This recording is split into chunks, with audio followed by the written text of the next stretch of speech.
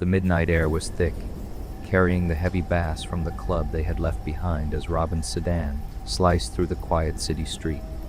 Inside the car, the atmosphere was hazy but sharp. They had had a few drinks and the world was buzzing at the edges, but their focus was laser-locked on each other. Lily sat in the passenger seat, with a quiet smile playing on her lips, her combat boots resting casually against the dashboard. Robin pulled into the underground parking garage of the apartment complex, the tires screeching softly against the smooth concrete before he killed the engine, leaving a sudden, heavy silence filled with anticipation. They stepped out into the chilly air of the garage, and Robin scanned the empty structure to the left and to the right. Seeing no one under the flickering fluorescent lights, he leaned in with a playful, confident grin and gave her a sharp spank on the butt. Lily flushed instantly, her eyes darting away in a wave of sudden shyness as they walked together toward the building's entrance. They stepped into the elevator, and the heavy metal doors slid shut, cutting them off from the rest of the world. The moment the mechanism clicked into place, Lily's shyness completely vanished. The timid girl from the garage was gone, replaced by a sharp, intense gaze as she leaned back against the mirrored wall of the lift, eyeing Robin with a slow, teasing smile. The space between them evaporated as their flirting turned into a magnetic pull, and Robin closed the distance, pulling her into a deep, breathless kiss. The elevator settled on the 9th floor with a soft ding, and as the doors parted, they broke apart slightly out of breath. They walked down the carpeted hallway and stopped right in front of flat number 43. Robin pulled his keyring from his pocket, his fingers slightly clumsy from the alcohol, and shoved the key into the deadbolt. He twisted, but it did not budge.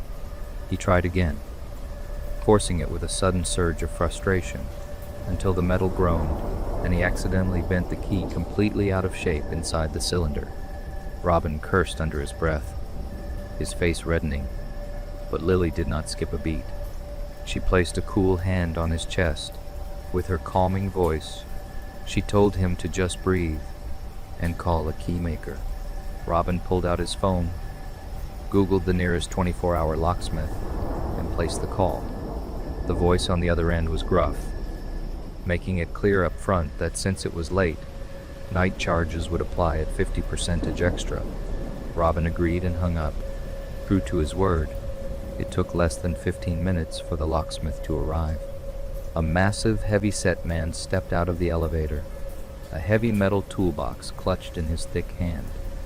He walked up to flat number 43, inspected the bent key, pulled a specialized tool from his kit, and went to working, fixing the issue and opening the door in just 2 minutes.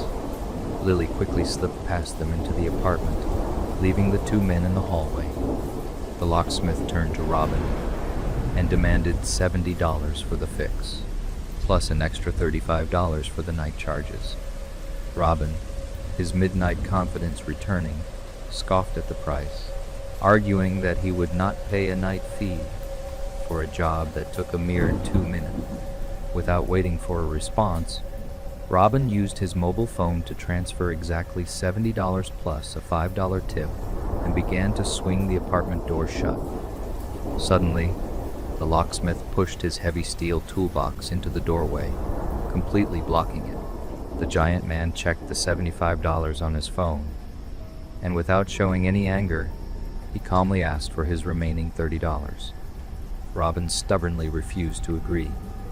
In the middle of this standoff, Robin heard the elevator door open again, and his eyes darted down the hall.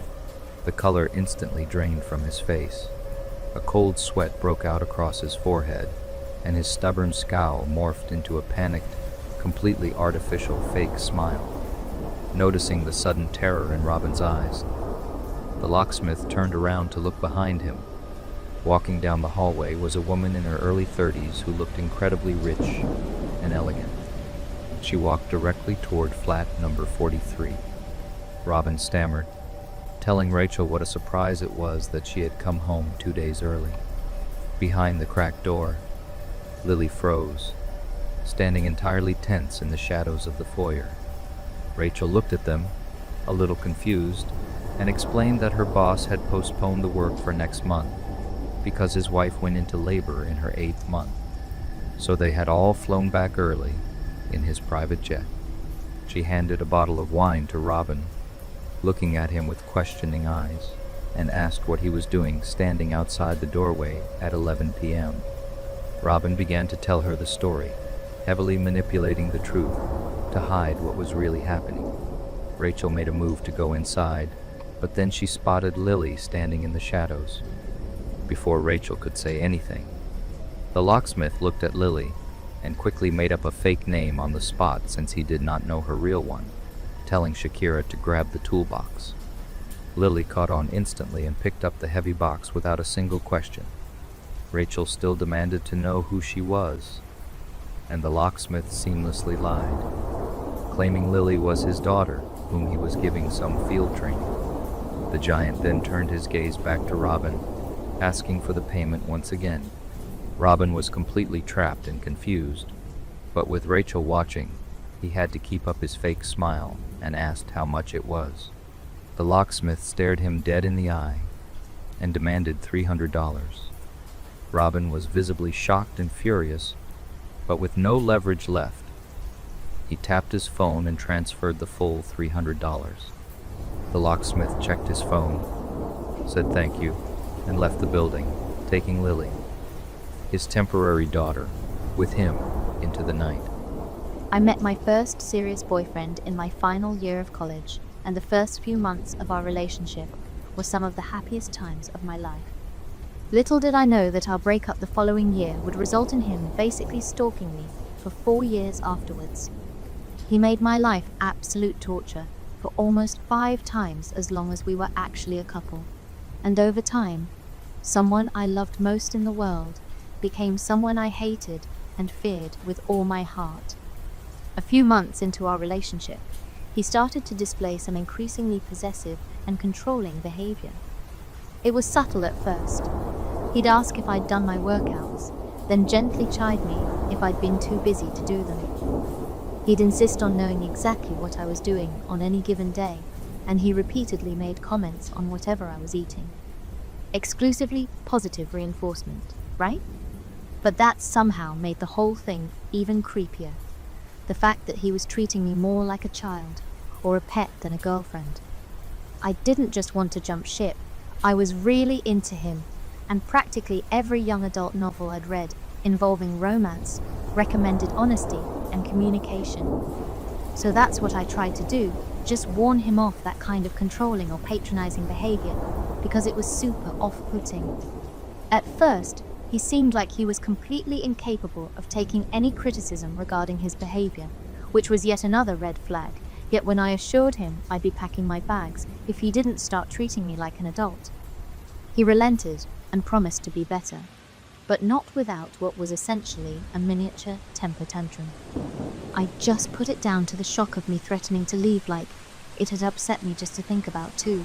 But still, if I'd have been as wise and world-weary as I am now, I'd have left him as soon as he began to beg. For about a month after, he was true to his word. He stopped being so possessive and let me live my life unhindered. Yet slowly but surely, he started acting in the same old way. And that's when it became clear that it wasn't so much that he couldn't change, he just didn't want to. I knew the only way to proceed was to just be brave and break up with him so I could move on with my life. The breakup itself was pathetic in the extreme. He cried and screamed and begged to the point where I wondered where the man I fell in love with had disappeared to. It took a while, but in the end, he accepted. A full week went by without us talking, and I honestly thought that was the end of it. But as it turned out, it was only the beginning. At first, when we got back in contact, his behavior and demeanor seemed like nothing more than the regular pining of a spurned lover. He'd tell me he missed me, get angry when I didn't reply and send a wall of abusive text.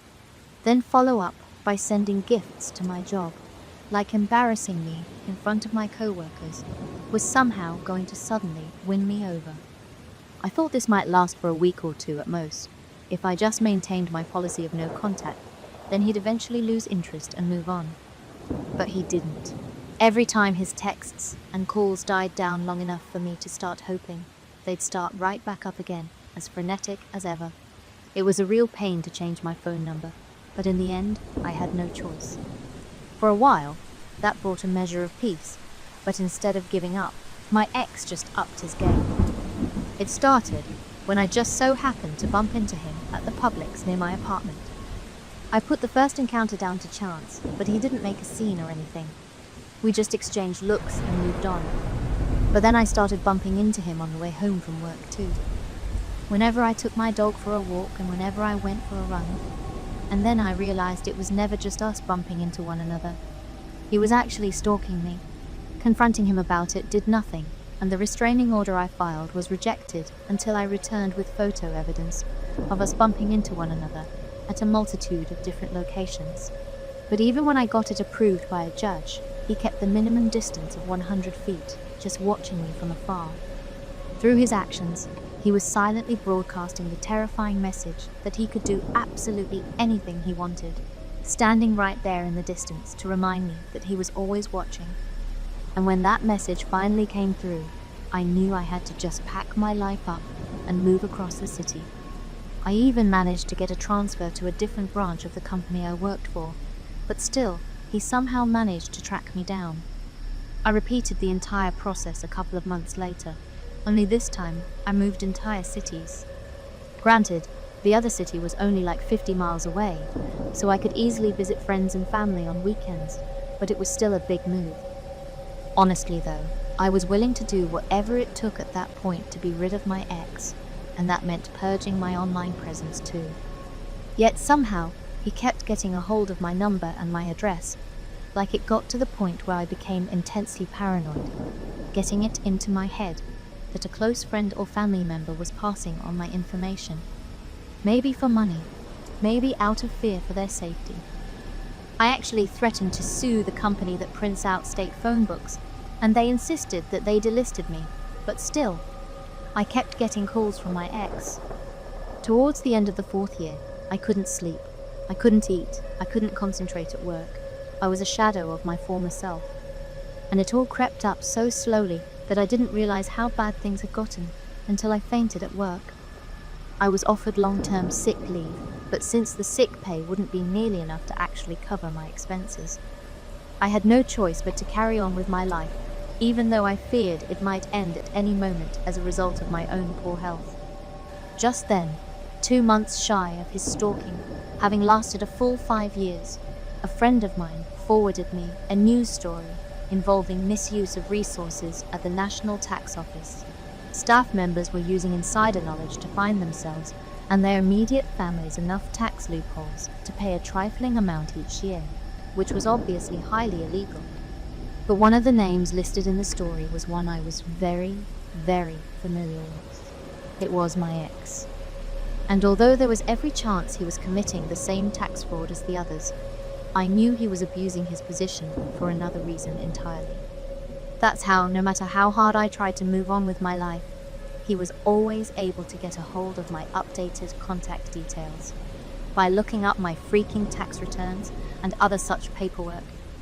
He and his co-workers were looking at lengthy prison sentences for what they'd done, and it seemed like finally I'd get the peace I'd been craving for so long. It might only be for a number of years until he could get out and find me again, but at least it would provide some measure of relief. Little did I know that this peace would turn out to be permanent, as my ex obviously couldn't face the time. He took his own life before his sentencing hearing. I'm not ashamed to say that I wept with utter relief once I heard the news. I know that sounds cruel, but you have to put yourself in my shoes. That man made my life the worst it's ever been for the longest time. It's ever been that way. He made any kind of romantic relationship impossible, and those were the best dating years of my life, just burned away because he couldn't handle seeing me with anyone else. He wasn't sad at the losses he'd caused me, so I won't be sad about the losses he'd caused himself. It was through his own pathological stubbornness and possessiveness that he came to find himself in such a situation, and if you ask me, he got everything he deserved. Everything. After the ambulance took my ex away and the police finished their initial questioning, life didn't exactly settle down. The trauma of that night, the shock of seeing someone you cared about do something so horrific to themselves, it sticks with you. For a while, I was just navigating the aftermath, dealing with the police, the building management, getting the restraining order finalized. He'd survived, needing extensive surgery, mostly to repair the damage he'd done to his stomach. He spent time recovering in the hospital before being transferred to a rehabilitation facility. But even with him physically gone and legally barred from being near me, the stress in my life was crushing. Not long after the incident, my company announced another round of massive layoffs due to falling profits. I was one of the 50% who lost their jobs. Suddenly, on top of the emotional and physical toll of the attack, I was facing unemployment, mounting bills, and the daunting task of finding a new job in a brutal market. I felt completely overwhelmed, trying to keep it together, while also living with the knowledge of what had happened just outside my door. It was during this incredibly difficult period that Will became a true lifeline. He lived on the 7th floor, and we'd always exchange pleasantries in the lift or the lobby. He was a black man, about 5'5", with the kindest eyes and a quiet strength about him. We started talking more, sharing frustrations about work and life. He was stable, empathetic, and genuinely kind. Everything my ex wasn't. Our friendship deepened naturally, slowly evolving into something more. He felt like calm in my storm. A few weeks before the next nightmare began, Will and I were heading out for dinner. I was waiting for him by the lift outside my ground floor apartment. We were laughing about some silly misunderstanding from earlier that day, and in that unguarded moment, feeling truly happy and safe for the first time in months, we kissed. It wasn't just a peck. It was a real, deep, passionate kiss right there in the hallway by the elevator doors. What I didn't know then was that my ex had somehow gotten back into the building. He must have been lurking, watching, and he saw us. He saw that kiss. He somehow twisted it in his mind, deciding that was the real reason I'd left him. Not the chaos, the drugs, the alcoholism, or his abusive behavior. It was because I'd found happiness with someone else, someone he saw as less than him, that short guy. Fast forward 3 months from the stabbing. It was an evening just like any other in my new stressful reality. I was exhausted from a day spent applying for jobs that felt like long shots. My skin felt tight and dull, so I'd put on a thick green clay mask and one of those intense recovery eye masks that cover half your face and plunge you into darkness. Will was planning to swing by later. Then the doorbell rang. A soft, polite ring. I immediately thought it was Will, maybe arriving a little earlier than expected. My face was covered. I couldn't see clearly, but it had to be him. I fumbled with the lock, pulled the door open, and spoke through the thick mask covering my mouth. "Hey, come on in." "Sorry I look terrifying," I chuckled, trying to sound lighthearted. There was a pause. No familiar voice greeting me. Just a moment of silence, then a slight shuffling sound. I started to feel a flicker of unease, still blinded by the eye mask. "Will, everything okay?" My voice was muffled. Suddenly, a hand reached out, holding something cold and metallic. "Here," a low voice said, unnervingly calm. Not Will. It was him, my ex. "I brought you something, a peace offering." My blood ran cold. What was he doing here? He wasn't supposed to be within 100 feet of me. My mind reeled, but I was disoriented, blind, and caught completely off guard. What are you doing here?" I stammered, the words thick behind the mask. "You're not supposed to be here." "Just wanted to talk," he replied, still too calm, like grown-ups. "Here, drink this. You look tired." He pushed the cold can into my hand. Part of me screamed to slam the door, to call the police, but another part, perhaps foolishly, was frozen in shock, or maybe trying to process the sheer audacity of him being here. I held the can. I have a restraining order," I managed. "Doesn't matter now, does it?" His voice had a strange edge. "Just drink, cool off." And stupidly, incredibly stupidly, I opened it and took a drink. It was some kind of sweet, fizzy soda. I felt an immediate wave of warmth, followed by a strange fogginess.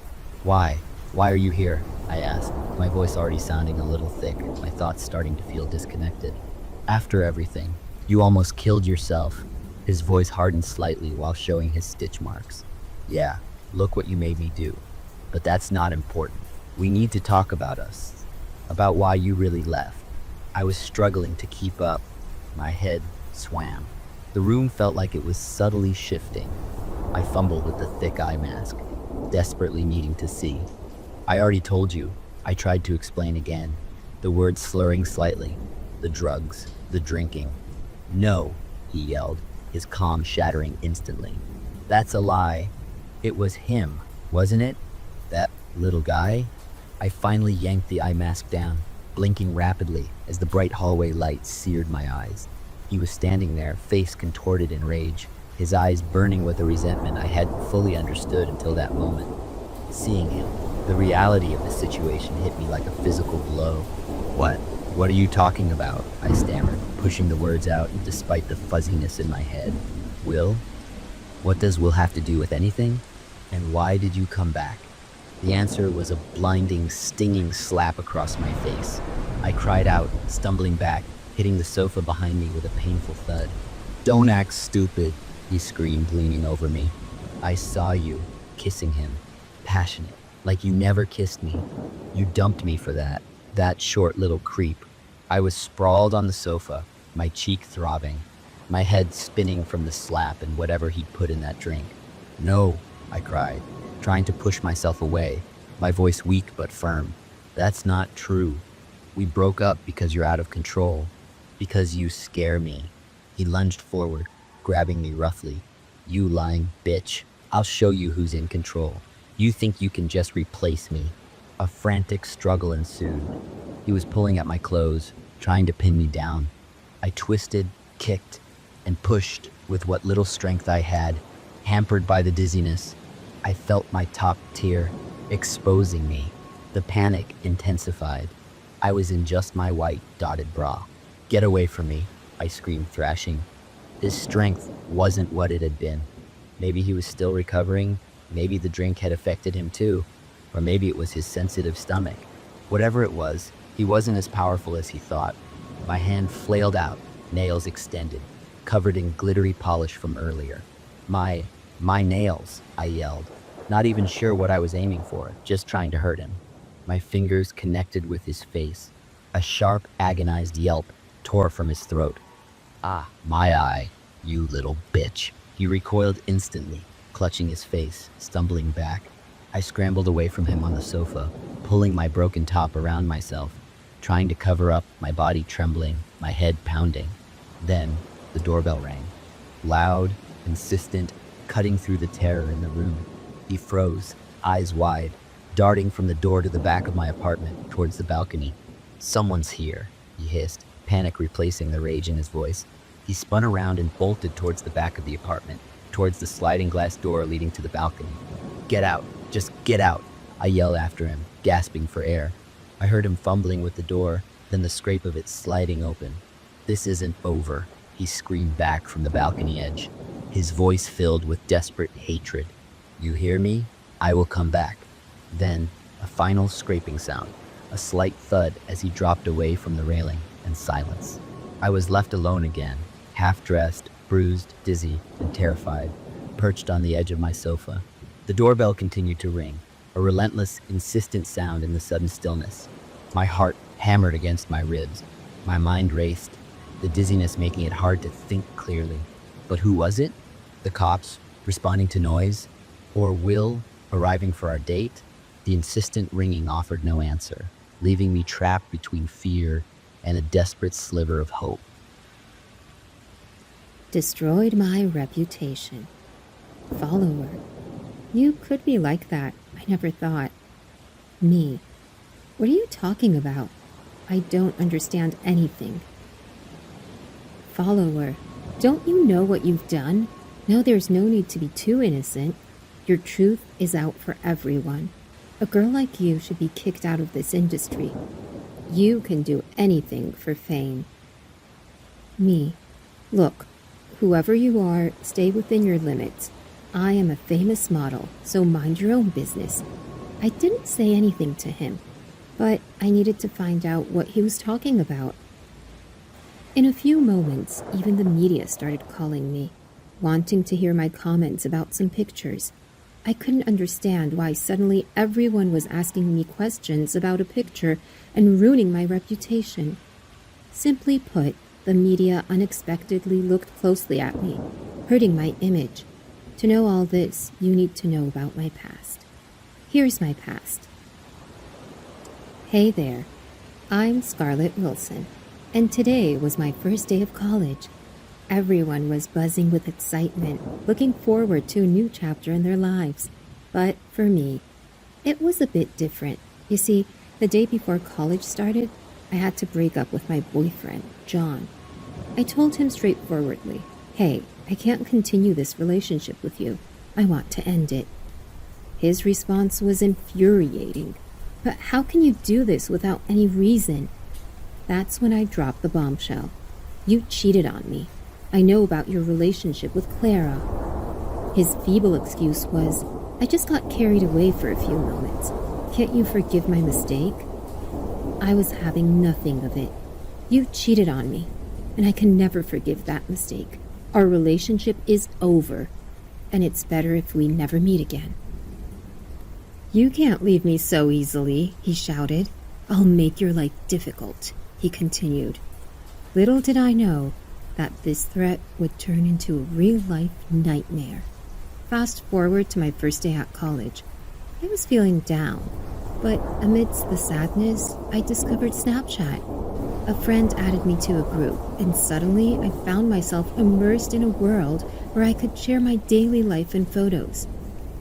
It was the first time I was navigating a social media platform like Snapchat.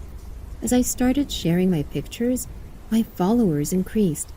People were appreciating my face and my photography skills. Amidst all this, a message popped up, one that changed the trajectory of my life. "Opportunity for modeling," it read. I was thrilled.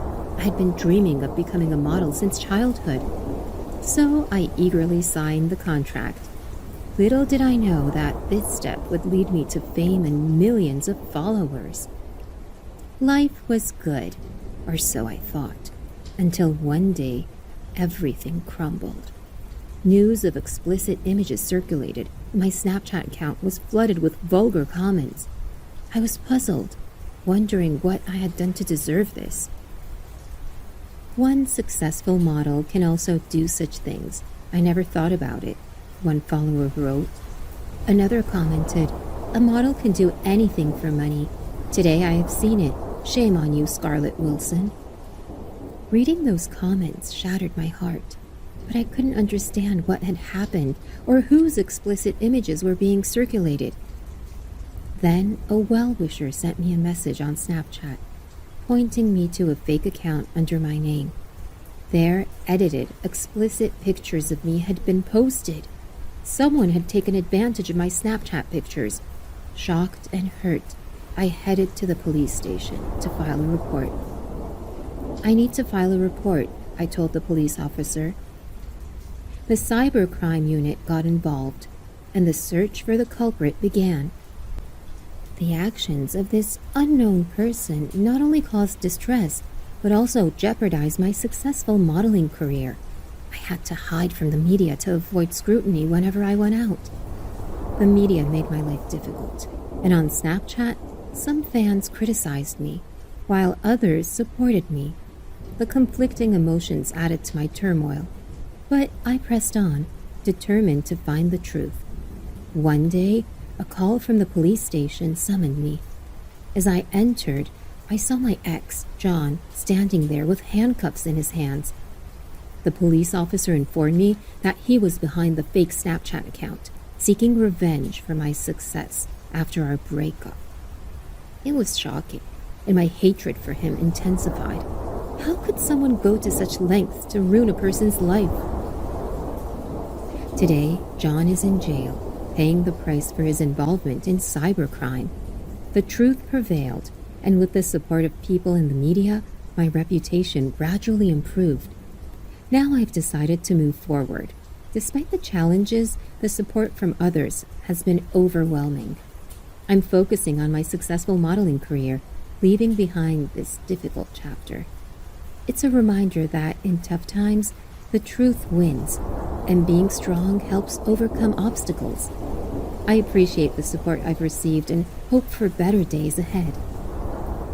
The incident taught me to be cautious. Even on social media platforms like Snapchat, I've become more vigilant about my online presence, ensuring my privacy and safety. The experience also made me realize the power of social media, both in creating opportunities and in the potential for harm. As I continue my journey, I use Snapchat to share glimpses of my life, but now with a sense of responsibility. I've learned to filter out negativity and focus on the positive aspects of my career. Snapchat has become a tool for me to connect with fans who genuinely appreciate my work.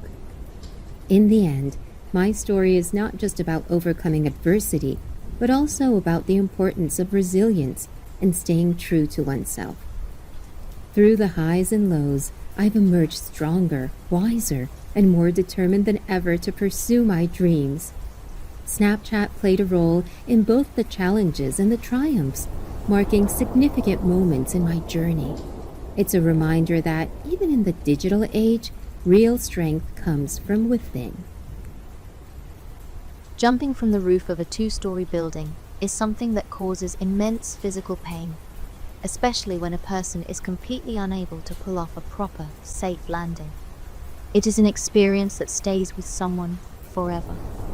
Years ago, that extreme leap was the only option available to save a life. Looking back from the age of 26, the memories of being 18 and 19 years old feel distinct and heavy. At that time, a relationship with an abusive boyfriend dominated everything. The decision to stay with him stemmed from being young, naive, scared, and deeply convinced that his professed love was real, and that he would eventually change his destructive behavior. The relationship was plagued by a multitude of severe, overlapping problems. Substance abuse was a major component of daily life, which unfortunately created a distorted sense of bonding and fueled the false belief that true love existed between the two. The drugs simply masked the reality, making it seem like the substances were the sole reason for actions and behaviors that had never manifested before. Along with the addiction, there were deep-seated trust issues and a desperate, toxic codependency. The dynamic was a constant cycle of breaking up and getting back together, made worse by his inability to control his hands during his frequent fits of rage. This environment caused severe depression. Family members and close friends chose to distance themselves for very obvious reasons, leaving a profound sense of isolation. To make matters worse, he actively enforced this isolation by making it feel impossible to maintain friendships or even speak to anyone without his explicit knowledge and approval. He routinely checked phone logs while his partner slept and subjected them to intense interrogations. Even working a job became a source of terror due to a workplace with horrible phone reception. If texts were not returned fast enough, or if the poor signal caused messages to arrive out of order, he immediately leveled accusations of texting someone else, cheating, and issued frightening threats. The emotional abuse was relentless, filled with insults and claims that leaving him was impossible because no one better would ever want someone so stupid and ugly. Despite these constant, cruel accusations, no cheating ever occurred. He would even deliberately lie about sleeping with other women, just to inflict emotional pain and watch the tears fall. The emotional cruelty regularly escalated into physical violence, including slaps and choking, that reached the point where losing consciousness, or worse, felt like an immediate certainty. The most terrifying incident of all began during a visit to a park, engaging in activities that probably should not have been done in public. The specific details remain hidden out of a lingering, deep-seated fear that he might somehow discover the account, as a profound fear of being found has persisted for years. Nightmares about him discovering the current address and showing up at the house are a regular occurrence, causing awakenings drenched in sweat, a physical reaction that even returns just by recalling and typing the memory. While at the park, for reasons that remain entirely unfathomable to this day, he suddenly began intentionally hurting himself. The sight caused a massive panic, leading to an announcement that an ambulance would be called for his own safety, which prompted him to immediately take off running into the distance. About 10 minutes later, a police car and paramedics arrived at the scene, but he was nowhere to be found. After providing the authorities with the general direction of his flight and apologizing for wasting their time, a phone call came from him about 20 minutes later. Upon answering, he was simply screaming, demanding to know why the police had been called on him. Profuse apologies followed through heavy tears, attempting to explain that the call was placed out of deep concern for his safety, and that the intention was only to summon an ambulance, with no prior knowledge that the police would automatically accompany emergency medical services. Amidst the crying and begging to know his location, he revealed he was on the roof of a building and provided the nearest cross streets. In a state of misguided devotion, the decision was made to go meet him. Climbing up onto the dark roof after sunset led to a conversation where he acted completely normal. The exact topic of discussion has faded from memory, but the prevailing thought at the moment was how nice it felt to simply have a quiet conversation with him, without the usual barrage of yelling, insults, or wild accusation. Then, without any warning, he suddenly pounced, pinning his partner flat on the back with his knees digging hard into the shoulders to hold the arms down. His eyes looked entirely crazy and soulless as he began slapping his victim in the face. One particular slap was delivered with such force that it later resulted in a severe black eye.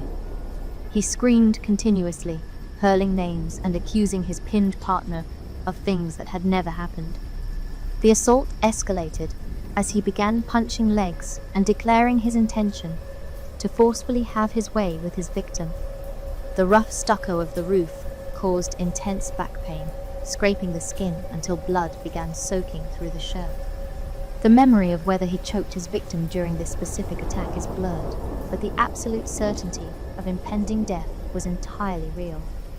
At that exact moment, survival mode finally kicked in. Through heavy sobbing, a plea was made, questioning how he could do this if he truly loved his partner, reminding him that nothing had been done to him, and begging him to just stop if his love was genuine. Saying those words acted exactly like flipping a switch.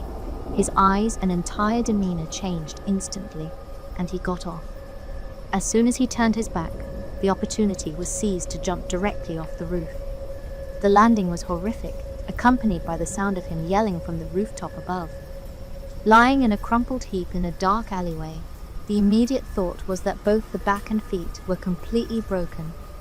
Hearing him coming down the building triggered an urgent realization that reaching the street to scream for help was the only chance for survival. As he drew closer and attempted to help his victim up, a desperate crawl army style toward the road began, accompanied by a loud scream to not be touched, accusing him of just trying to commit murder.